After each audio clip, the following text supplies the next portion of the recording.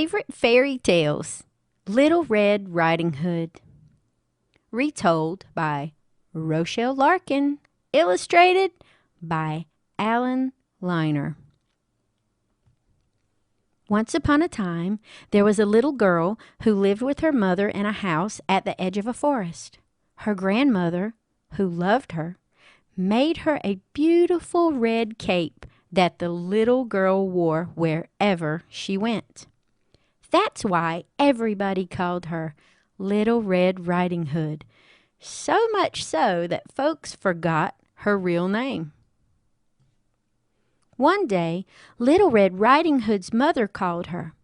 "Your grandma isn't feeling well, and I want you to bring her this basket of food."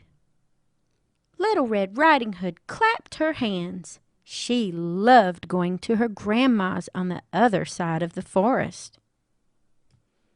"But you must go straight there. You must not stop in the forest or on the road. But most of all, you must not talk to strangers," warned her mother. Little Red Riding Hood gave her mother her promise, and she gave her mother a kiss, and tucking the basket on her arm, off she went.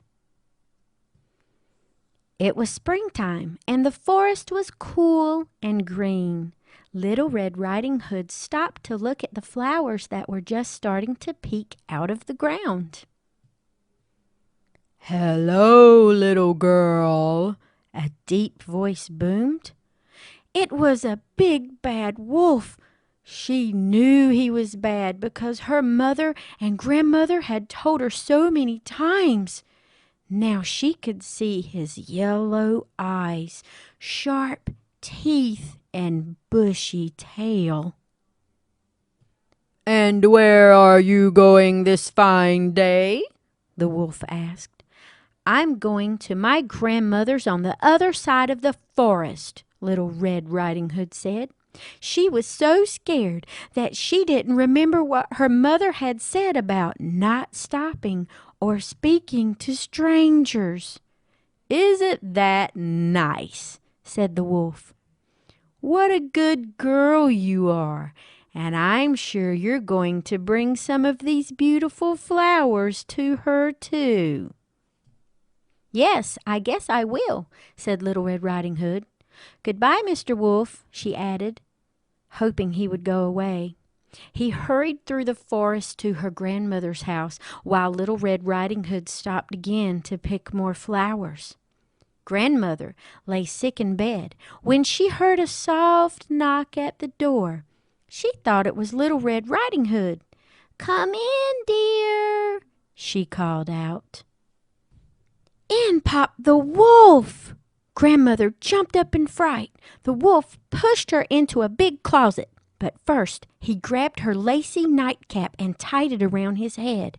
He got into her bed and drew the covers up to his chin to wait for Little Red Riding Hood. Soon she came, carrying the basket of food her mother had packed and the bouquet of flowers she had picked. "Come in, dear," Little Red Riding Hood heard a voice call out to her as she knocked. "Look what I've brought you, Grandma," Little Red Riding Hood said as she unpacked all the food in the basket. "And I also brought you these," she said, holding out the flowers from the forest. "Bring them closer so I can see them, dear," said the wolf in his made-up grandma voice. Little Red Riding Hood came over to the bed. She thought her grandmother looked very strange. "Why, Grandma," she said, "what big eyes you have."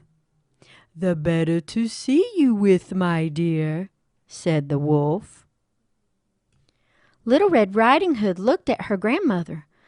"Why, Grandma," she said, staring at the furry paw on the blanket, "what big hands you have."